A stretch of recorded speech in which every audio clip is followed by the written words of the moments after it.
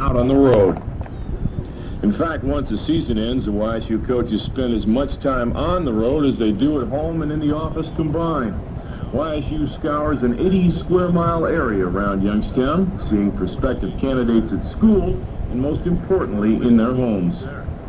We try to get into the homes as much as we can to find out what kind of character the young man has, what the family feels the young boy should be looking for in the way of school. There are several things that we think are quite important in the man's career. YSU has become a winning program because of high-quality people. I asked the coach how he finds a player of strong character. The things that have helped us win as much as anything at Youngstown, Jack, is to have a guy who's got basically three things in his mind. Number one, he wants to go to college basically to get an education and to pick up a degree. And as long as that's foremost in his mind, we think we can still find an outstanding football player, and the guy who thinks the second most important thing in his life is to be as good a football player as he can possibly be. Number three, and probably the most important thing, is that he be happy at our school for 4 years, because an unhappy young man isn't going to help us in our football team. Ed Demechko of Wilson is typical of the young men who will be joining the Penguin program tomorrow. Ed picked YSU for several reasons. I was going to go into engineering in Youngstown State's supposed to be really good in engineering. And then that was what I wanted mostly concerned with, was education. That's what I wanted to get first, and then I want to play football after. Possibly the toughest role in recruiting is played by the young man's parents, trying to be involved without being pushy. Wanted to stay close to home, and we were happy that he did decide to stay here, because we would be able to see some of the games, which is kind of a selfish reason. And then, of course, we met at YSU 25 years ago, so we're partial to YSU. So we were happy when he chose, but we try not to influence him too much, because after all, it is his life. Tomorrow on National Signing Day, Ed Demechko and about 16 other young men will be joining the Penguin football family, helping to further strengthen one of the best programs anywhere. A lot of good Youngstown area.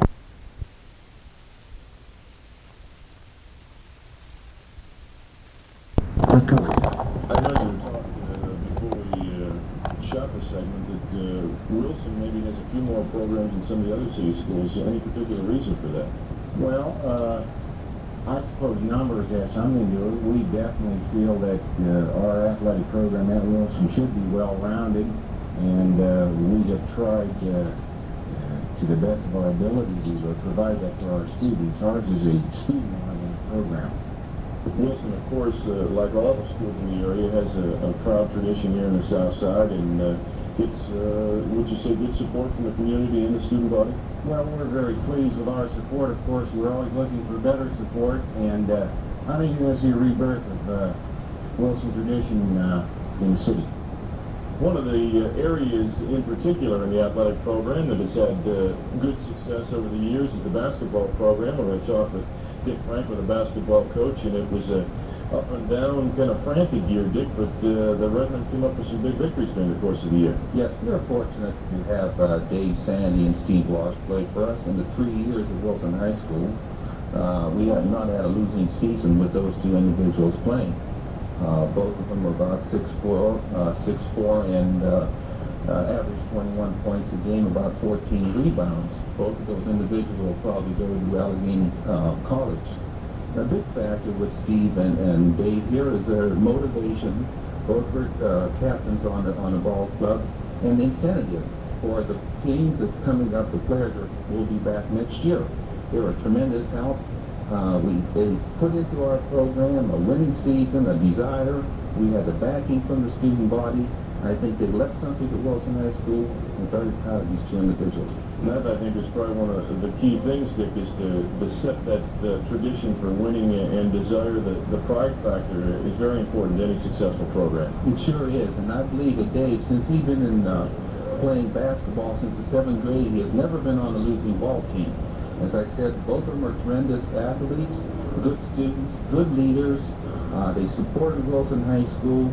They have set an example for us, and we're very proud to have them. And as I said, the example for the people that are coming back, the kids that we have coming back for us, they show a lot of tremendous effort and things that we expect a lot from them because of the example of these two individuals we have.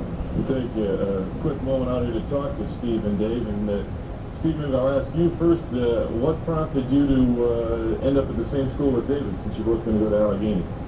Well, like we've been playing together for 4 years and everything. Both of us were recruited by, the coach. And I'd say that, we played pretty good together, and I think we could play just as good in college together as, we would go as we did in high school. How would you view your high school career, David, the 4 years with the Redmen? Was it worthwhile? Yeah, so I had a chance to go to another local school, but I decided to come to Wilson because I thought it had a good academic program, and scholastically it was very fine too. And when I was a sophomore, we went to our district finals, and I really enjoyed that. And I thought it was a great 4 years I had here.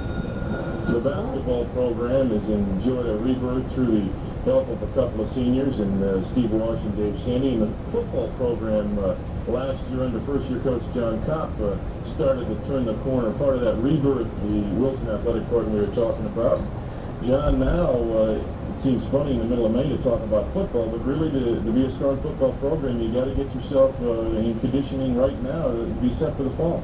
Yes, Jack. In order to compete successfully in football today, you have to run a program year-round. And here we've been running a fitness program since January. It's comprised of lifting weights, flexibility, and also running. And there's about 70 boys involved in it. There's been a lot of enthusiasm, a lot of support from the people in the school, the faculty, and also the community. That's an important factor. Dick mentioned it, and George as well, the sort of rebirth of the Wilson tradition, the Red Pride on the south side. And you feel that's going to be a strong element for the return of the Wilson football program? I believe that, Jack. I think the Red Pride is where it's all at. And you talked to Coach Franko before. Coach Franko played here in the early 50s when he had outstanding football teams, and he was part of that tradition and that pride. And that's what I'm trying to do in our program, is build the same type of tradition and pride. And I think we're making advancements. And one of the guys that helped start that thing along, Ed Demechko, was an outstanding all-city performer for the Redmen. That's the same question I asked to David and Steve. Was the 4 years worthwhile for Ed Demechko? Oh yeah, I thought that my 4 years were worthwhile here because, after a while, I ended up getting a scholarship to YSU, and I went to Moody my freshman year, but then I transferred to Wilson, and Coach Copp's probably the best coach I ever had. And coach. You got to be excited about the prospects of playing at Youngstown this fall. Yeah, there's a lot of competition there, and I hope to do good at YSU. So that's a little bit of a look at the athletic program here at Woodrow Wilson, part of a very fine overall scholastic situation here on the south side. 4 years here, but I wouldn't move one How year. can we find individuals who do well scholastically, honored individuals?